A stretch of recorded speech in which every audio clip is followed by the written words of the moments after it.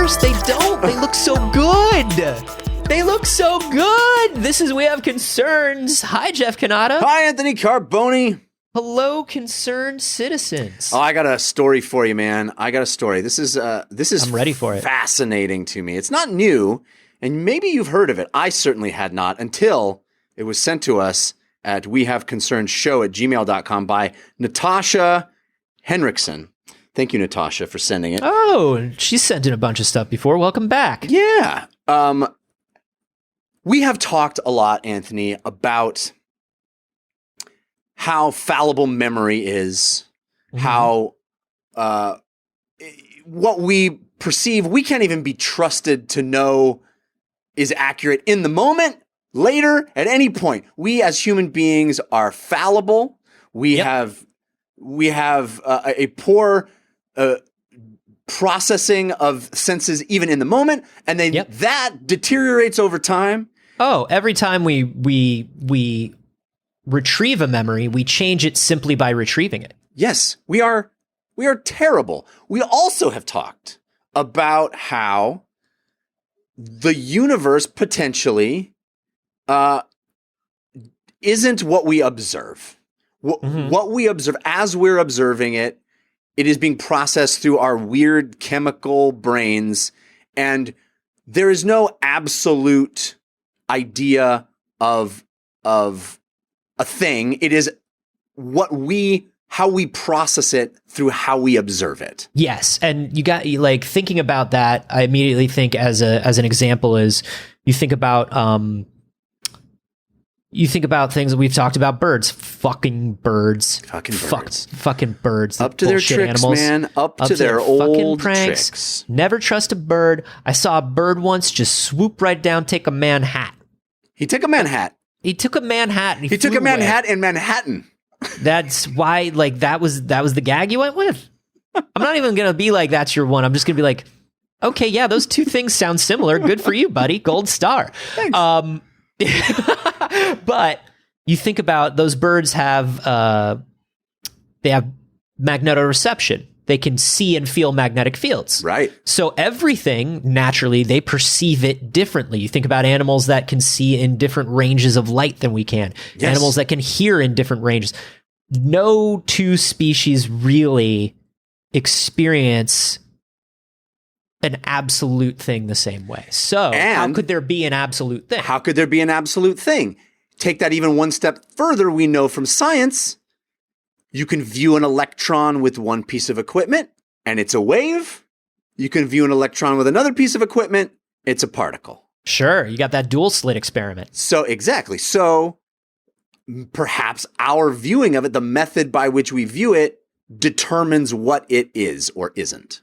Okay? I love this because it's a great court defense for anything I need in the future. Exactly. Well, this brings us to the story that Natasha sent in all about E Prime. Have you heard about E Prime? The insurance company. E Prime is the only place to get your auto insurance, motorcycle insurance. They'll insure your boat. E Prime. And for some reason, dental? Yeah. They only do boats, motorcycles, automobiles, and dental. Yeah. It's weird. It's E Prime. Very specific. Very specific insurance for very specific lives. E Prime. E Prime is something that was proposed all the way back in 1991.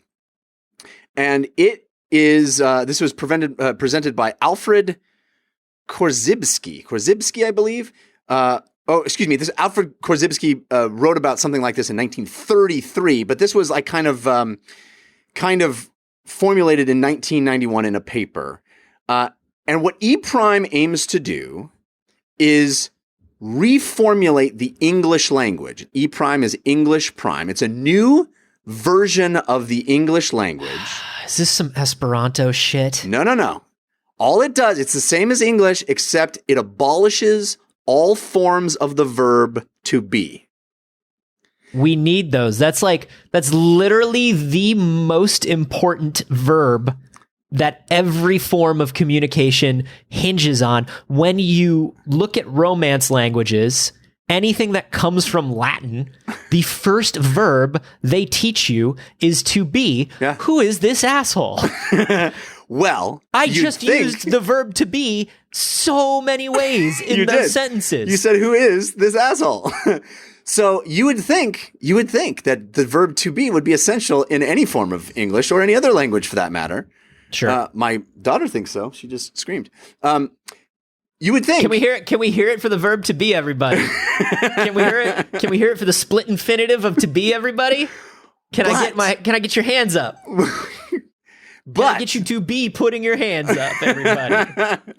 But we have just established a variety of ways in which we cannot be certain anything actually is. So the idea here is some fucking stoner paper for stoners. Dude, I love this so much. So the idea is that if you wanted to say a sentence like the electron is a wave, E prime would suggest you say the electron appears as a wave when measured with instrument 1. Ooh, really cutting to the heart of communication there, really keeping things short and sweet. E prime. When you need to communicate in a hurry, try E prime. So check this out. Also, how are your teeth? Are they insured yet? Would say the CEO of E Prime is just weirdly obsessed with teeth. He just loves teeth. He just. They pay their bills with the boat and the automobile insurance. He appears. Yeah. As one obsessed with teeth. It's going to be this particular situation. It's going to be difficult to now do our entire episode in E Prime, but we're going to try. Do your best. What if I said Anthony is lethargic and unhappy?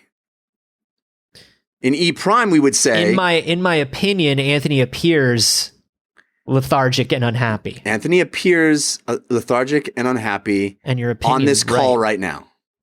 Right? That's what E prime would have you suggest. It is saying only what you are observing or perceiving in a moment, filtered through the fact that you are an imperfect vessel making that observation. Can I tell you what this immediately brings to mind?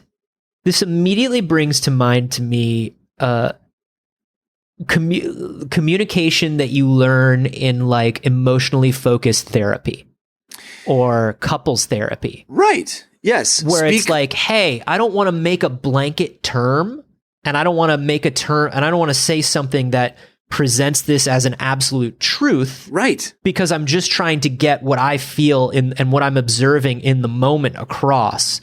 So I don't want you to think I'm overstepping. Exactly. By saying something is always this way. It is understanding that your perception is different than my perception and there is no absolutes. So what the proponents of E prime say is that standard English assumes the medieval view of Aristotelian essentialism, which basically assumes that there are essential states that things can be. Something is a pen, something is a table, you are sad, you are happy. Right. These things they are essential. They are ghosts in the machine. They exist independent of our observation of them. So, but yeah. So, and I get what you're saying because I think I get what you're going. I have a question. I'm going to put a pin in it. You go ahead. Okay. But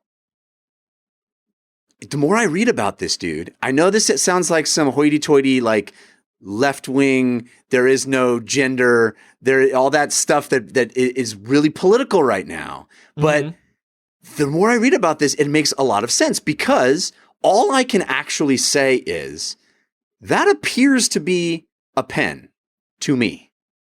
That appears to be a pen. Okay, but at what point, this is great when you're talking about theoreticals, when you're talking about, when you're trying to nail down important things without letting your perception filter your results, right? Like, yeah. I like that. I like that in terms of like, hey, we're trying to figure something out. So we're going to talk about what it appears to be because simply by saying this is this way, I've changed our way of thinking about it. And I may be cutting off ideas that could pop up if we didn't try to lock this down. I get that. Exactly. I get that. And that's a big part of it because here's the fucking thing, dude. That is a pen. It is. At a certain point, we have to say, this is a pen, this is a table. At some point, we have to be able to draw that line. And where does E prime draw that line? Until it reveals itself to not be a pen, or until we have more information as which to determine that it perhaps Okay, Lewis Carroll, fucking one is a raven like a writing desk. Let me tell you something. I know pretty quickly this is a pen. So can we say now that I picked this up and I've been like, Jeff, do I have to do this in E prime? Do I have to do this? Do I have to pick this up? And do I have to go like, Jeff, I'm observing everything about this object right now. It dispenses ink. It has a tip. It can be held. It has a cap. I think we can, looking at all of the empirical evidence, can we agree that this is a pen and continue with the conversation by saying this is absolutely a pen? No, I think you misunderstand the point. The point isn't to get to a place where we can prove something is. It's to eliminate the idea of is. No. I get that, my dude. I get it. I get it. Except that this is a pen. Like, so what do we do? We agree that it appears as a pen. I even said it incorrectly before. I said it appears to be. We wouldn't want to say it appears to be. We would want to say it appears as a pen. So I say, if I'm like on the phone and somebody's like giving me a phone number, would I say, hey, Jeff, hand me that object that appears as a pen. I need to write something down in this. No, you could say potential notebook that I have. you could say, hand me the pen. But if you would say like, instead of saying like, say it's a pen, instead of saying, Anthony stabbed me with a pen, I would say will happen. Anthony appeared this road. Anthony appeared to stab me with what looked like a pen to me. This really will help me in court. Exactly. I was right. Exactly. I'm going to go free for everything. Can't nobody nail me down. Or even better, like here's an example sentence from this article that Natasha sent in. You could say in standard English, the car involved in the hit and run accident was a blue Ford, or was the Death Yaris. Let's say there was the Death Yaris. I mean, we can't prove that, but go ahead. But in court, you would say in E prime, in memory, I think I recall the car involved in the hit and run accident was the Death Yaris. That's E prime. I hate it. I love it so much. And not only do I hate it because that entire clause in the beginning, in memory, I think I recall, is so fucking redundant. Oh, it is very clumsy. And you could just say, in memory, the car appeared to be. You don't have to say, in memory, I think I recall. That's fucking... Look, we're trying to eliminate the concept of is and to be. We're not trying to fucking talk in circles all day. Like, okay, so why E prime? Why E prime? I want to give you a couple more examples before we get to the why. All right. No. Maybe it's the why will become illuminated as you hear more of these examples. Here's another example. Beethoven is better than Mozart. Well, I see what you're saying here. I see what you're saying here. Do you want to hear the E prime version? To me, Beethoven's music is more pleasant. Or no, can't say is. Listen, I love it so much. Listen, this is the E prime version. Beethoven is better than Mozart. And E prime is, in my present mixed state of musical education and ignorance, Beethoven seems better to me than Mozart. First of all, here's why E prime will never catch on. So nobody who's talking about music and giving musical opinions will ever admit that they have shit musical opinions. But this is pure fact, buddy. Pure fact, buddy. We are in people who are sharing opinions about music. People are listen. Slash Filmcast. People who are talking about media will never be like, this is just an opinion and I'm not very educated on it.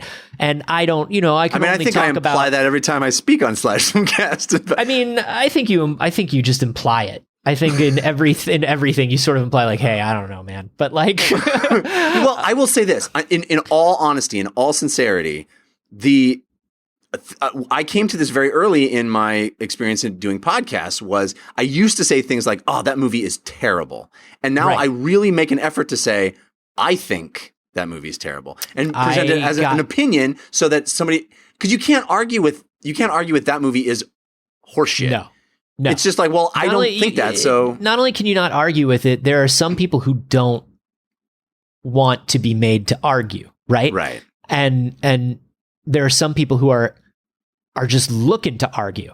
And so by saying this movie is terrible, you're turning off the people who don't want to argue. You're bringing in 100 people who do want to argue. And yet there's nothing to argue because you stated an absolute. Yeah. And people just want to disprove your absolute. And I learned games was the same way. And games, certainly when I was reviewing games, was a bit more of a minefield where you have to make sure it's like, hey, this is just me. Yeah. This is, and even then people would be like, well, fuck just you then. Just like, all right, man. Yeah, fair enough. At least we understand each other. But I mean, that's, people talk about, a score on a video game as this like objective idea of the value of something. And I've always thought, let's get more subjective. You need to know about me and who I am to understand why I liked or didn't like this thing, right? It's only filtered through me that you're getting this opinion. There's no objective opinion. And that's kind of why I think this is, you talk about things. I love the idea of somebody being like, so listen, today I'm going to be reviewing Animal Crossing, but before I do, a little bit about how I grew up. Here's where I was born on a sunny day. Yeah. In Cleveland, Ohio. Yeah, if you grew up, on a farm, you're going to have a very different feeling about Animal Crossing than you would if you grew up in the middle of a metropolitan city, wouldn't you? No, maybe. I don't care. All right, I got one more. This is highly charged political because you were talking about things that you would argue about. Here's another example from this article. Standard English. A fetus is a person. Oh boy. Yeah. Oh boy. Hey, before we go any further, if any of you fucking at me about anything that happens over the next 2 minutes, I swear to God. Yeah. Don't at me. I swear, just do not at me. Go on. Don't at either of us. Go on. No, Jeff. He did this. Fetus is a person is standard English. The E prime version. In my system of metaphysics, I classify the fetus as a person. Why does E prime want to turn everybody into lawyers? It's really what it is. Why it's does lawyer E prime talk. want to turn? This is. That's really what it is. I understand what people are getting at here. I understand that we need to stop like barging in and being like, I talk a lot, and I've talked many, many, many, many times on this show about in Buddhism, the concept of filters. You can only know what you know. You can only have the experiences that you've experienced, right? So you have to leave yourself open to the fact that knowledge and those experiences have given you a particular point of view or a particular way of thinking that may not be correct or may not serve you in every single situation of your life. Right? So the idea is you gotta kind of like destroy those filters and be more open to other input. And I get that this is a type of communication that could do that. I get that. This sounds like being on a phone call with a fucking lawyer all day, every day of your life. And if you've ever had to deal with lawyers regularly to get anything done, holy shit. This would be so tiring after an hour. I mean, it's exhausting already, just talking to you with it. But here's what do you love about it? I think there is some baby in this bathwater. I really do. Mm-hmm. I think you can really taste it. You got to swirl it around your mouth. Yeah. I believe that we often can't. I think language has power. And I think we can affect our own states by how we talk about our own states. I mean, you see it all the time in advertising and politics, and how language can change the way people think just by calling something the Clean Air Act, for example. There's lots of examples of how language itself affects the way people think about a thing. And I think that works on a personal level too. And where if I go around all day saying I'm unhappy, I'm unhappy, I'm unhappy, I think that has an effect. If I change the is to, it's not something that is innate in me. It is a thing that is layered on top. If I say, sure, I feel unhappy in this moment. If I feel unhappy today, it changes it. It becomes, I'm not this thing. I'm not this state. I am this thing that is experiencing this state in a temporary fashion. And I think there's some power in that. There is some power in that. I think it's when applying it to every situation. I like this as like you're saying, a way to kind of change the way you think. Like, it's not the idea of like, I have so much trouble getting up early in the morning. It's like, I enjoy the challenge of getting up early. I enjoy when I get to have an early breakfast in the morning. You know what I mean? It's like that sort of thing. You think about it in those terms. You don't think I'm bad at math. You think to yourself, I'm excited to learn this, and I'm excited to be a part of this process, even though it could be a long journey, right? And that's fine. The thing about, and then you take that from on top of yourself and put it on someone else, and you go, okay, Anthony is mean. Mm-hmm. Well, instead of Anthony is mean, Anthony appears mean in this call right now. You know, there's something, I think. And every week for the last 10 years. Every time I've ever that we've known each other. Spoken to him. But he just appears that way, and who knows what's happening. I don't know. I think that the acknowledgement that my perception of a thing is imperfect and not absolute is very, I think, cathartic, and I don't know. I guess it is a little hippy dippy, but I honestly feel like there's some power there. There's some. It really can make you look at the world in a different way if you don't think that things are or aren't things. If it's all about how you perceive it, and your perception is fallible. Right. Like I said, I like that as a way to get your head around things. I like that as a way to de-escalate things. You know, that Mozart is better than Beethoven is kind of a silly example, but I do like the idea of being, because this is something that they do talk about in like, communication focused therapy and emotionally focused therapy. One of the things they talk about is like, hey, if you feel yourself escalating, if you feel like I'm getting angry, you need to be like, why am I getting angry? How can I state this next thing in a way that will take down my anger, but also kind of take down like the heat of this entire situation? You're observing it. You're observing a thing that's happening to yourself, which is like very empowering. It's very zen, and but here's my thing. It's great in those situations. I think this is a great practice. I think I could see the benefit in doing something like this for like 20 minutes a day. Like picking a regular time of day, and no matter what you're doing, no matter where you are, you're just like, for the next 30 minutes, I'm fucking E-priming it. And I'm going to see how that changes stuff. E-prime this motherfucker. I'm going to E-prime it. And that means I can eat rocks, and my teeth could get like just straight busted, and they will fix my teeth. I got this grill insured, dude. Dude, the CEO of E-prime, like, listen, it is weird that he asks you to send him your teeth. Like, please send me any teeth that we happen to replace during this process. He's like, just give me them teeth. He says, I think he actually says, give me them choppas, is what he said. Give me them choppas, is what he said to me. It's really the E-prime motto. Which is also, I think, costing them business, because once again, they have a huge division that's just automobile insurance. Yeah. And when it says, give me them choppas, it's like, a little weird. E-prime, your teeth appear to be insured.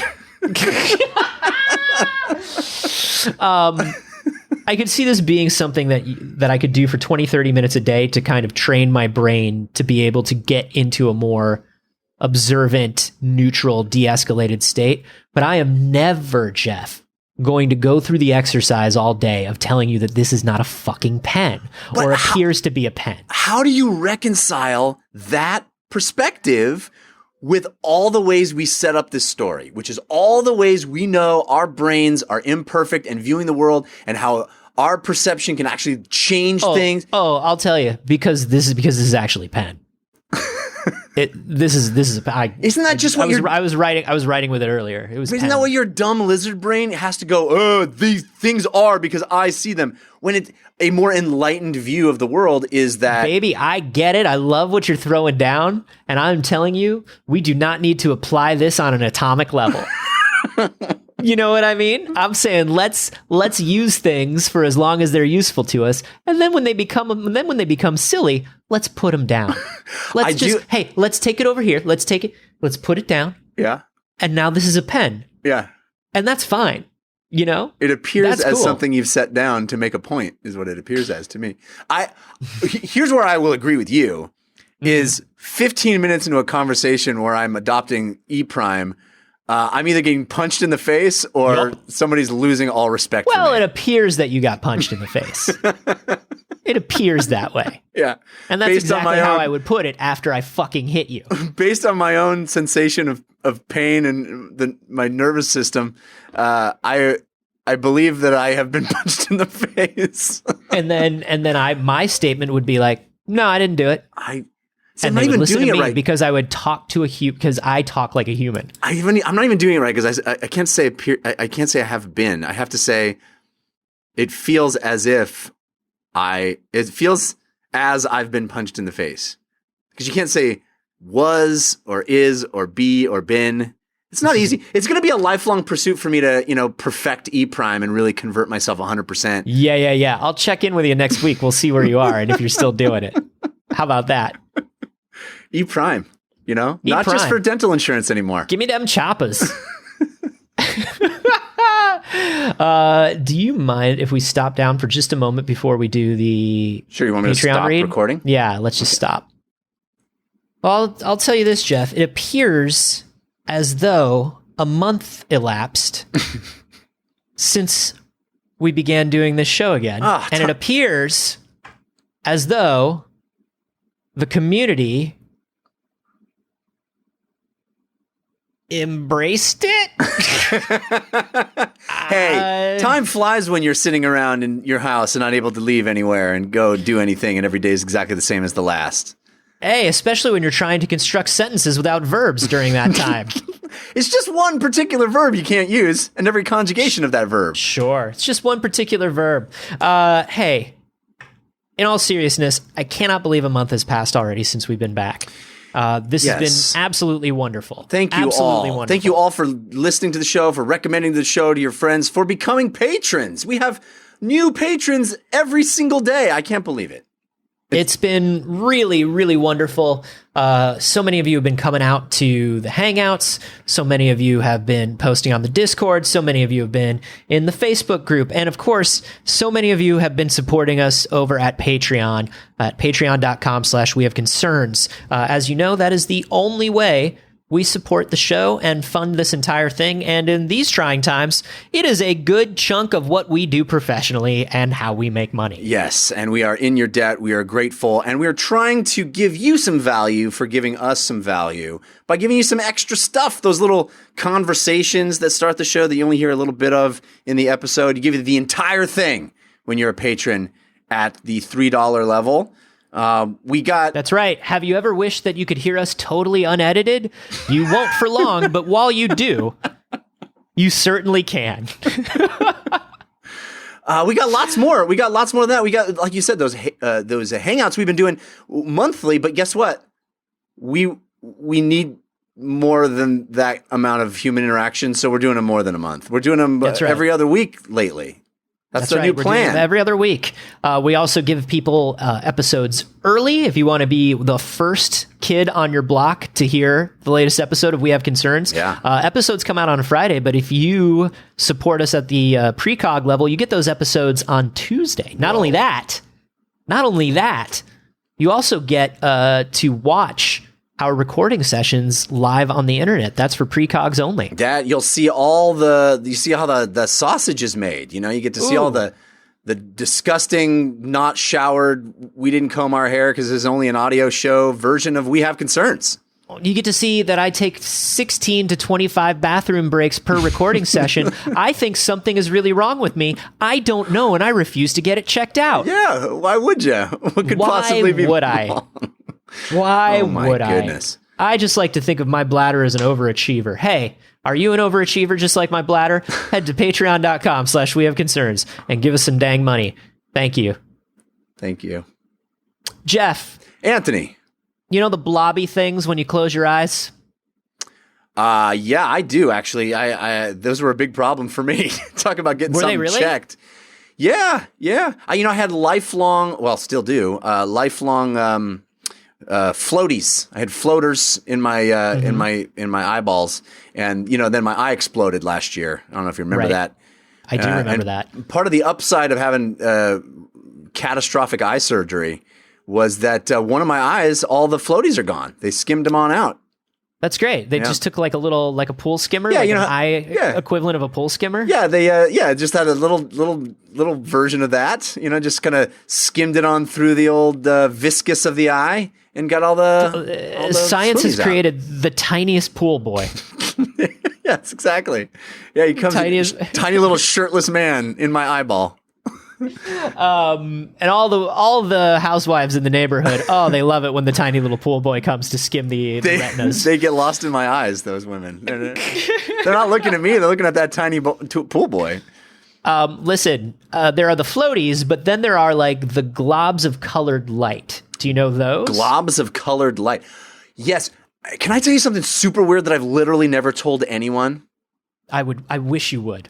I had a dream when I must have been like 12 or 13. And you know those dreams that you literally remember for the rest of your life? One time I had a dream where those globby things, when I rubbed my eyes, in my dream, were the key to limitless power. They were the key to limitless renewable energy. And I, in my dream, figured out a way to harness the power of rubbing your eyes to create infinite renewable energy, and I saved the planet. Is that a weird dream? That is a weird dream. Can I tell you, when I was a kid, I was convinced that those globbies were an alternate way of seeing or a doorway into seeing another world. Oh, that's rad. And I would rub my eyes so long and so hard. And when my mother found out that I was doing it, she was like, "What are you doing?" I was like, "You see colors." She's like, "You're going to hurt your eyes. You're going to need glasses, you idiot." I was like, "Oh, it's bad?" She's like, "Yeah, it's bad." I was like, "Everybody can see that stuff?" She's like, "Everyone can see that stuff." Yeah. Well, you showed her because you got that LASIK. I got that LASIK, and now I don't need the glasses, and I rub my eyes as much as I want. The globbies, by the way, are called phosphenes. Phosphenes, okay. Phosphenes, and we do a lot of studies on phosphenes. Because they might be the key to infinite renewable energy? Well, listen, you kind of took the wind out of my sails here. You kind of popped my balloon because they are the key to unlimited energy. I was right.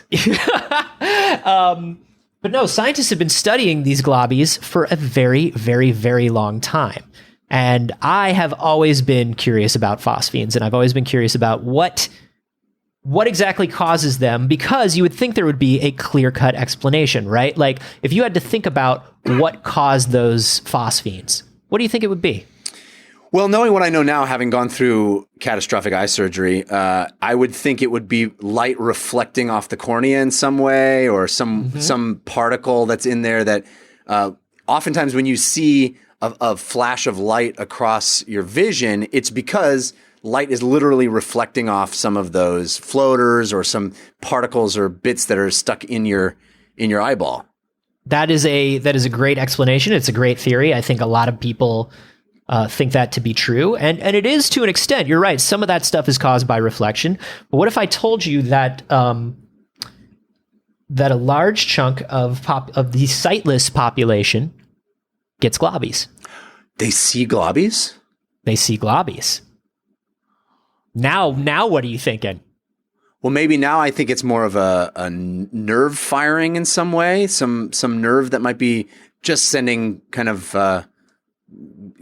bad data to the brain. Yeah, so you're getting like that is much closer. So here's what's up. Somebody who was sighted and then loses their sight over time has globies. Somebody who was sightless from birth does not have globies. They don't have phosphenes.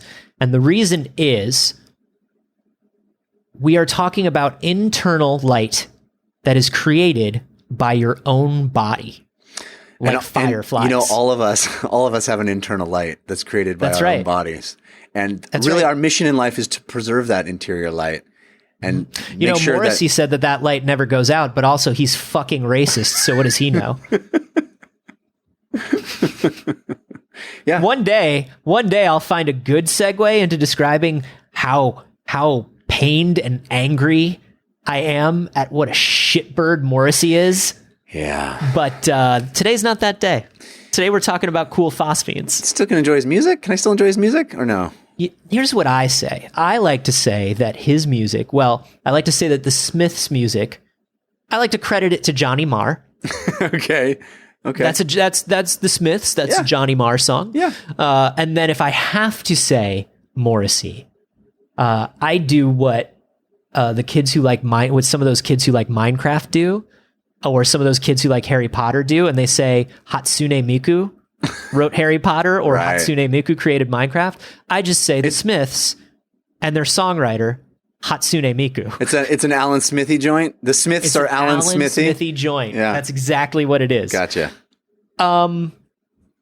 Here's what's up. These phosphenes are created by biophotonic light. Biophotonic light is generated by fireflies. It's generated by glow-in-the-dark deep-sea creatures. Whoa. And it's also generated by the inner workings of our own retinas. I thought you were joking when you said we had fireflies inside us, but we do have firefly bits. We do. We make a little bit of... So you think about photons. Photons are the smallest particle of light. They're also very important for space torpedoes. But they are basically just a tiny exchange of energy, right? So at a cellular level, you are creating biophotonic light all the time. I knew it. I knew I was. Isn't that dope? It's super rad. Isn't that dope? But so is it specific to your eyes, or is there biophotonic light happening throughout your body? There's biophotonic light happening throughout our body. I'm Starman. I'm Starman, dude. You did it. I did it. I'm like the end of Cocoon when they all just turn into light. The end of Cocoon. Kids, ask your parents. About You're both gonna of those. love Cocoon and Starman. Although, hey, be sure to check out DCU and HBO Max's Stargirl for something that's sort of like it. Something that's sort of like it, but not for you. So so are we just discovering the fact that we had this, or are we just discovering the fact that this is what we're perceiving when we see globies? We are not. What we are discovering right now is the fact that we appear to have some sort of control over how these phosphenes appear, which is strange because you wouldn't think that would be true. You wouldn't think that would be so, that we would be able to control the shapes of them as they occur if they're being created by biophotonic light that's being created by specific interactions of cells. They should appear in whatever shape that cluster of cells is firing light. Well, based on everything I've ever read or learned in my life, I would assume we could control it by studying hard in the danger room and focusing under the tutelage of one Professor Charles Xavier. And then I had no idea we would go in this direction. We could force the light to focus out through our eyes. Who would have thought we could control it with some sort of visor attachment made of course, ruby quartz. And really, I think the science needs to focus on where and how much ruby quartz we can attain, because everyone's going to need ruby quartz glasses. How much ruby quartz do you think there is, and how many pairs of those do you think Scott has? You think he's like cornered the market on ruby quartz? He goes into the jewelry mart down in the jewelry district, and they're like, we're out of ruby quartz, Scott. How many times do I have to tell you? Well, here's the other thing that I always wonder with the Scott Summers situation is like, you would think that the visor and like how connected the visor was and how there's like a button for the visor. Yeah. Like means that this shit's pretty powerful. But like on his days off and in those Marvel swimsuit issues. Yeah, he's just wearing the sunglasses. He's just wearing aviators. Yeah. You're telling me that his beam that he can't control, like he can't control it. That's his curse, right? It's his power and his curse. Yeah. He can't control it. This powerful optic blast can't knock the fucking sunglasses off his head. I can't keep the sunglasses on my goddamn face when I get into the car. That's a good point. That's a really good point. Is he wearing like those Horace Grant style like the straps? Is he wearing Maybe like they're a cool sports strap? Real tight on his temples, you know, like these guys. I don't know, he man. just That's orders gonna them a give him a size headache. too small. Maybe he just goes around with a headache all day long. That's the Scott Summers curse. That's my secret, Cap. I always have a slight headache. Yeah, I did often wonder if in those swimsuit issues, if the camera was just in the profile, we would see, you know, the side of his sunglasses and just a constant beam, you know? Yeah, you'd think there would be light emanating from it at all times. Yeah. Yeah. Here's what's up, and I'm just gonna go out and I'm gonna go ahead and say it. I think Scott Summers is lying. He just wants to look cool. He just wants to look cool in those sunglasses. I think everybody's talking about how tortured they are and how their powers are their curse, and I think he has it pretty easy, and so he just doesn't want to say. Yeah. When your friend is literally a blue furry animal and your curse is you got to wear awesome red sunglasses. Oh, dude, Rogue is like, I can never know physical touch. Never in my life can I know physical touch. Yeah. Scott's like, oh, damn, that's rough. Also, me too, because my eyes. I have to wear lasers. These sweet ass sunglasses that are literally made out of eyelids. Yeah, he has. That's what he does. He closes his eyes, and then you see it like shooting out the edges of his eyes. You know, you've seen that drawing. His fucking eyelids. Yeah, I had forgotten that drawing because that's stupid. You can't. His eyelids hold it back, but he needs ruby quartz. His skin can hold it back. He can put his hands in front of it. It's his skin. I'm just gonna go ahead. I'm gonna go ahead and say these beams ain't strong. I'm gonna go ahead and say these beams ain't strong at all. I don't know, man. I don't like. Here, I'm just saying. Tell that to Mr. Sinister. You know what I'm saying? First of all, welcome back to our X-Men fan cast. Second of all, let's talk about these phosphenes. We've been studying them since 1819. Oh. Yep. Okay. And here's the thing. We have found since 1819 that they are created in reproducible patterns. Wow. Like we all have the same kind of patterns. There is like... Wow, really? There are 15 of them. I'm going to send you the image. All right. You're going to fucking love this. And you're going to look, I want you to look at it and just be like, yes or no to these phosphenes. All right. Because here we go.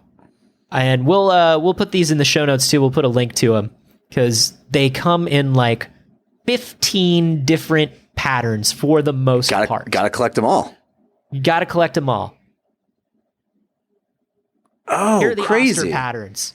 This looks like a secret message that I wrote when I was 10 and somebody had to decode. It's got some real decoder ring vibes. It also reminds me of like Kurt Vonnegut illustrations that would pop up in the middle of his books. Yeah. He'd be like, and the star looked something like this.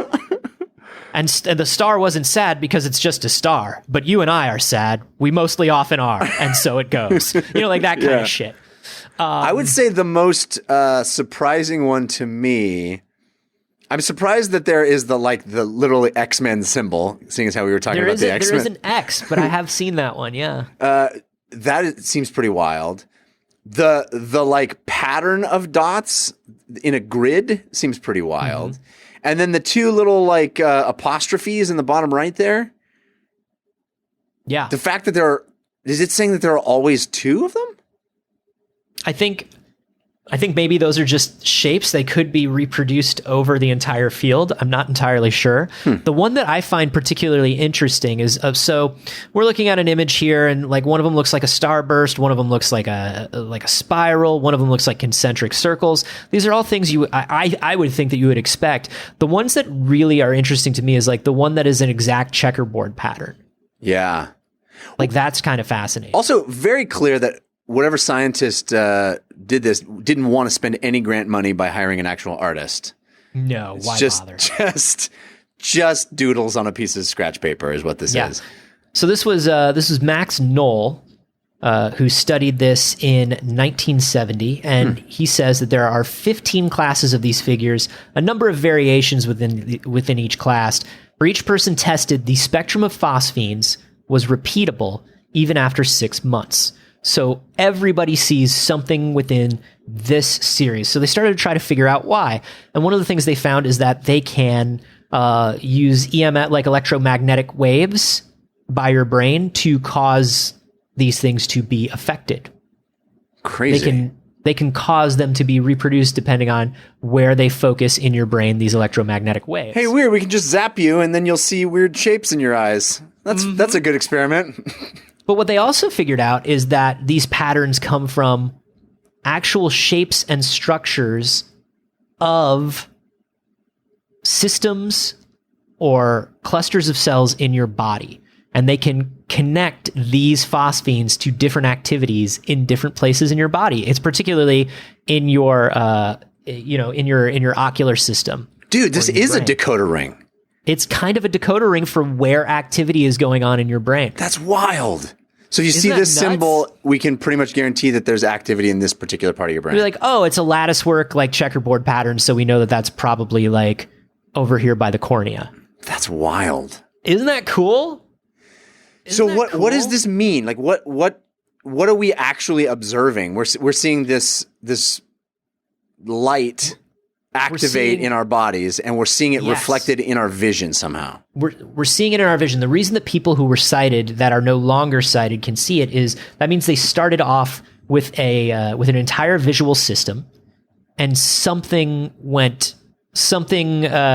began not working as it was expected to, whether the optic nerve went out or something like that. But there is parts of a visual system there, right? So whatever part is still there allows them to continue to see the phosphenes from their own biological activity. And the reason this is cool, and the reason this is important, and the reason we're looking at it is kind of twofold. Number one, we are sort of figuring out more about the internal workings of our body and our ocular system by looking at these patterns and figuring out when they happen. But number two, there might be a connection between what phosphenes sightless people can still perceive and what systems within their brain and, vision system are still working.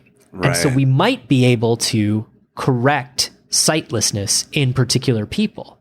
And I see. So an indicator. Would this be the kind of thing where it would be a process of elimination, so that things they can see, the shapes of these phosphenes, you would narrow down the ones they can't see are the ones that aren't functioning properly, and then that is what you could narrow in on to kind of help potentially restore their vision. That's the thought. Yeah. Wow. Isn't that wild? Very cool, man. And I literally would just shine a flashlight in my face and fucking rub my eyes to see this stuff and try to see pictures in it, which I think is interesting. These have been connected, by the way, to things like, the phrase "seeing stars," or like when cartoon characters have stars spinning around their heads. Yeah, seeing stars is phosphenes. You get clocked in the head, particularly in the side of the head, and your vision gets those those blooms, and when you close your eyes, you're going to see more phosphenes. Many scientists had to be punched in the head to make these observations. And I will punch many more to make sure they are correct. But also things like states of ecstatic visitation. Things like when monks would meditate or stay in dark meditation for days, and they would have that. They would see a burst of light. They would be visited by some sort of ethereal being that could be connected to phosphenes, because phosphenes happen more, particularly in adults, when there is a contrast of darkness, when there isn't other visual stimulation. Your eyes are kind of like a camera, right? And so, if you think about a camera with an auto ISO setting, when it gets darker in the room, and it's got to get darker in the room, the camera goes, okay, let me see if I can open up, right? Your irises open up. You try to see more in the dark. Kids are able to go back and forth between seeing phosphenes very quickly. Mm-hmm. I remember them being very, very vivid and almost instantaneous when I was a kid. It's true. Their systems are just more adaptable to light. It's so funny when you first brought up this whole concept, I didn't really register it, but immediately I thought of being a kid and seeing them. It is a kid Yeah. thing. It's like a young person. I mean, I still see them today, but I don't know. Maybe I paid more attention to them as a kid, but it seems like it was something from my youth that happened a lot. Well, also by the time you hit 30 or 35, there is I think it's something like your night vision decreases by like 5% a year or something like that. So it's entirely possible that just like our camera equipment is not as sensitive as it used to be for things like, and this requires darkness. Another fun thing that I want to bring up, the darkness that you see when you close your eyes is not a pure black, right? It only seems black because it's contrasting against the lighted stuff you just saw. There is a name for the color that human beings perceive in the absence of light when you close your eyes or when you're in darkness. And its name cannot be said in the tongue of men. Its name is Batman.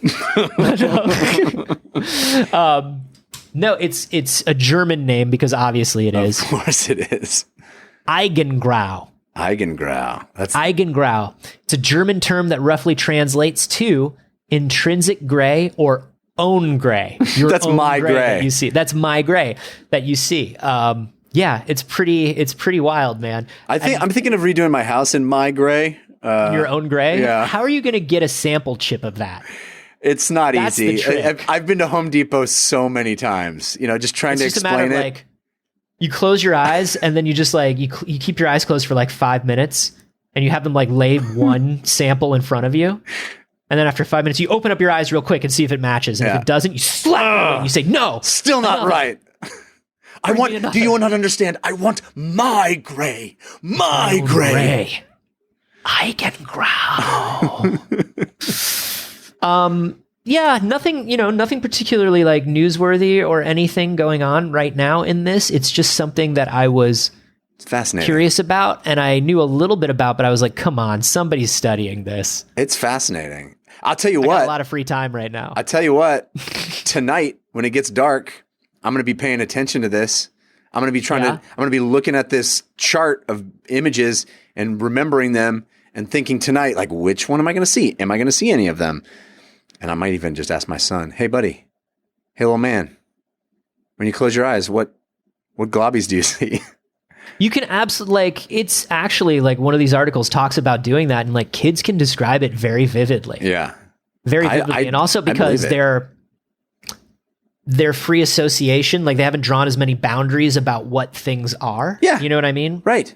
They don't know We've talked about that before, where it's like, they, in the beginning, up until they're about 6 months old, they don't know the difference between the world and themselves. They don't know where they end and the world begins.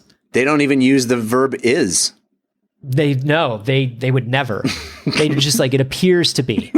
But yeah, ask your kid and see what he says. Yeah, I'm going to. I'm going to be really paying attention to this tonight. This is fascinating to me, and it's cool that it's not only a function of the brain, right? It is a physical thing. It's a physical phenomenon that you're viewing in your eyes. It's not a function of some foreign agent. It's literally like something that your body's communicating to itself. Yeah. I thought it was almost like dreaming when I was a kid, where it was like, your brain kind of dreams because you're not getting any input, and it like creates its own input. And I thought this was a similar thing. It's like, well, my eyes aren't seeing anything, so they're creating things to see. Right.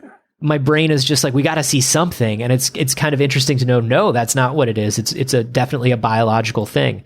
I would love to know, we'll put this in the show notes, and I would love to know what patterns people see, if they see them particularly accurately. Yeah. Still, if they get them a lot or a little, and what you thought they were when you were a kid, for sure. That would be the thing I want to hear about most is, what was your explanation for this? Did you see it? Do you remember it?